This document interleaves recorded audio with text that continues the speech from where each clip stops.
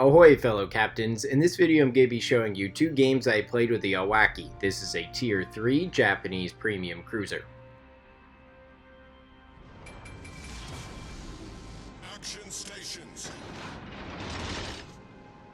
The first game I'm playing is a capture the base battle on Polar with tier 3 as the top tier. For this game my cruiser is equipped with aiming modifications 0 and 2 and steering gears modification 2, and I'm using a rank 8 commander.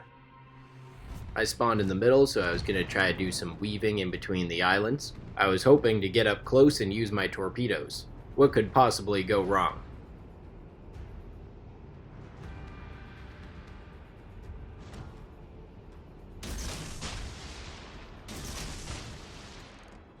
I had quite a bad start to this first game. I advanced too far forward in the middle without finding cover, and almost immediately take a huge amount of damage. That's not a good way to start off the game, so I had to play a little more passive to salvage something here. So far the battles I've played on Polar have had high traffic areas in the middle, so right off the start I launched a couple torpedoes in hopes of hitting a streaking enemy.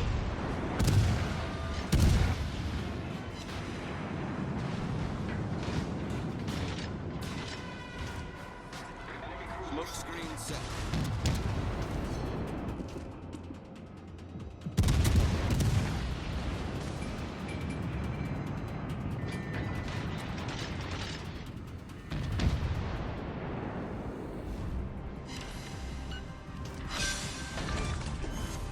Enemy cruiser sunk. Off to a great start. Looks like those early game torpedoes paid off. It's great I was able to take out a fellow tier 3 cruiser so early in the game. That helps make up for my early game blunder. I'll just say that it was all part of a perfectly calculated plan.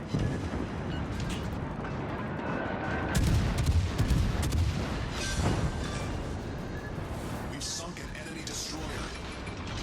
Torpedoes sailing by on both sides of the island. It's a good thing I didn't go too far either way.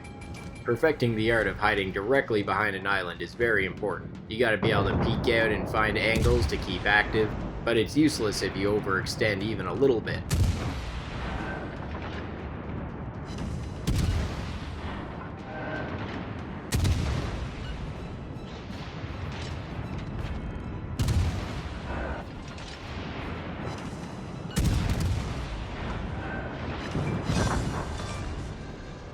We've sunk an enemy destroyer. Not a lot of damage on that destroyer, but just enough to grab the kill. And that means I've managed to destroy all 3 of the warships that my team's been able to take down. But now the rest of the enemies are hanging farther back on their side of the map, so I'm not going to get away with camping behind this island anymore. I need to get out there and keep getting damage as a top tier warship. I can't really lead these enemies properly with so many islands in the way, so I'm just continuing to fill the open areas with them and hope for the best. I've gotten quite a bit of damage hitting streaking targets that I didn't even know were coming. There is a lot of luck involved, but so far it's paid off quite well for me, especially when I don't have an urgent need to use the torpedoes at close range. It just helps fill some of the gaps in the action. All stations requesting fire on the designated target.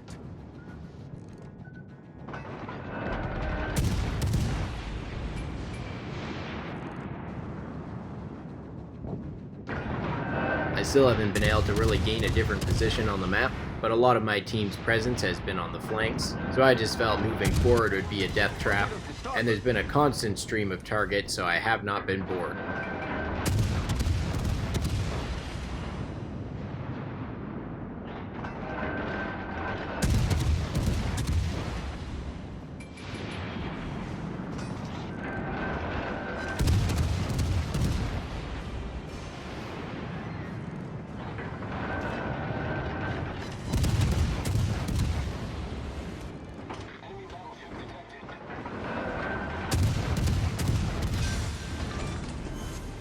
Enemy cruiser sunk. I'm still a little too far away for a precision strike with my torpedoes, so I'm keeping it with my wide angle in hopes of at least getting one hit.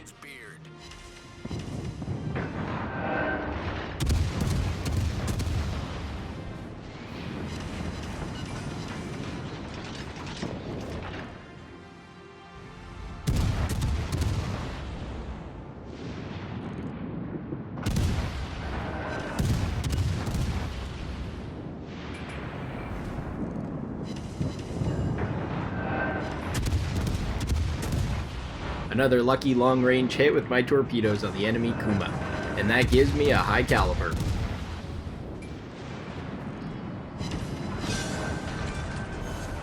Enemy cruiser destroyed. Our team is taking the lead.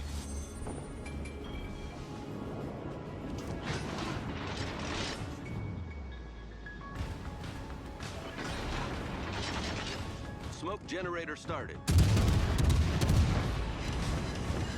I'm not too worried about my own survival here. I've got enough teammates to take on this one battleship, so I'm just giving him my side and focusing on getting a successful torpedo salvo. I'm firing this set with a narrow angle since I'm at such close range. There's really no way this Wyoming can evade all of them.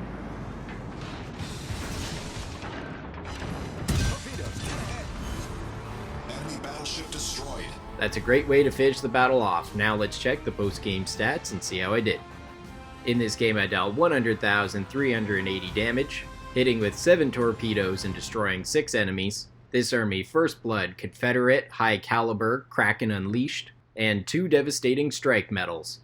I placed at the top of my team, earning a base XP of 2,187.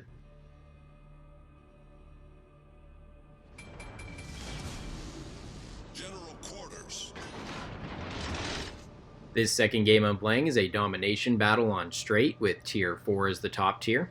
The times that I've gone to the A base on Strait haven't turned out well for me. I'm not coordinated enough with these warships to effectively use the terrain, and since I'm not top tier here, I'm not going to get away with nearly as much as the previous battle.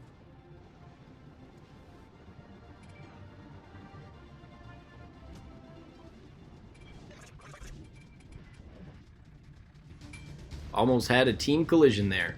I can't really blame my teammate. This is a pretty difficult area, and if you're focusing on something else besides your direction, you're probably going to hit something.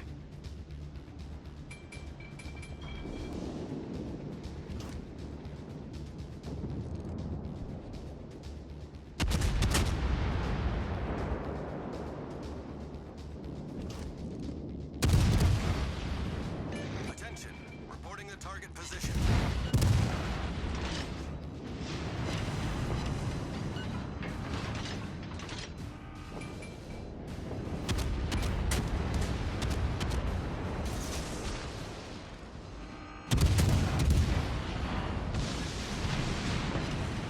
Smoke generator I was just trying to work alongside my teammate here, but it did not go that well.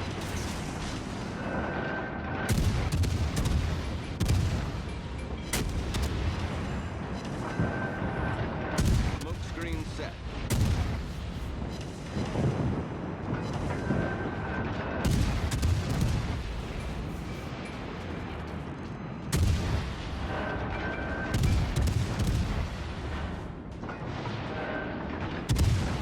Concentrate fire on the designated target.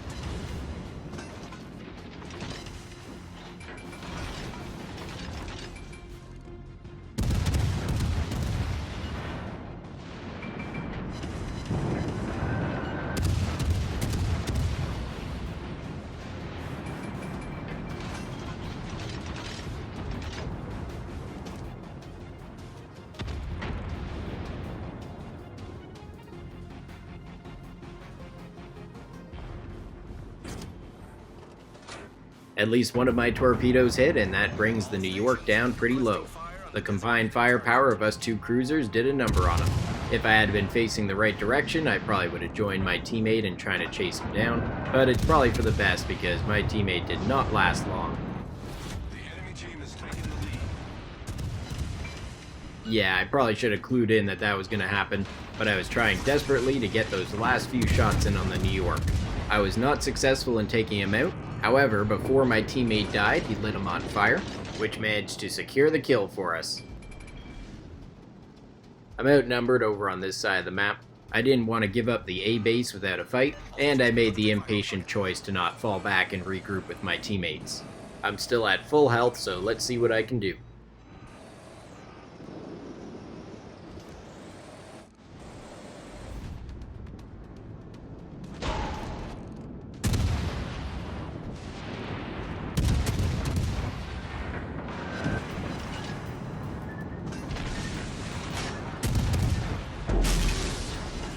Ow, that hurt. Hull breach. It is clear I am not going to last long here, but I know that the enemies are relatively stationary right now, so my main focus is to try and get off my torpedoes here.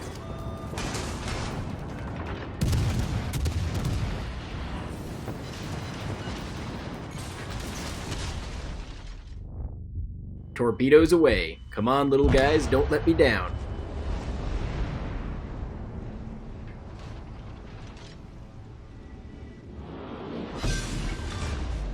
It looked like the destroyer was backing up to get a few extra shots on me there, and the lack of momentum to get the little extra damage cost him big. I owe you one.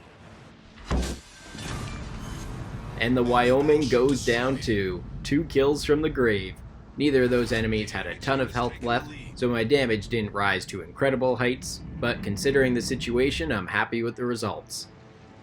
With the help of my teammate, we managed to take out 2 tier 4s and a tier 3, as well as successfully defending a base. I did stay to watch this battle, but it was quite long. With no big strategic maneuvers, it was really just a slugfest. In the end, my team had 2 battleships and a division, and together they wore the enemies out from a distance. While this New York here took a lot of abuse to keep the enemy spotted, it was a valuable sacrifice considering we didn't have anyone else to spot the enemies out, so this staggered formation ended up working out quite well for my team.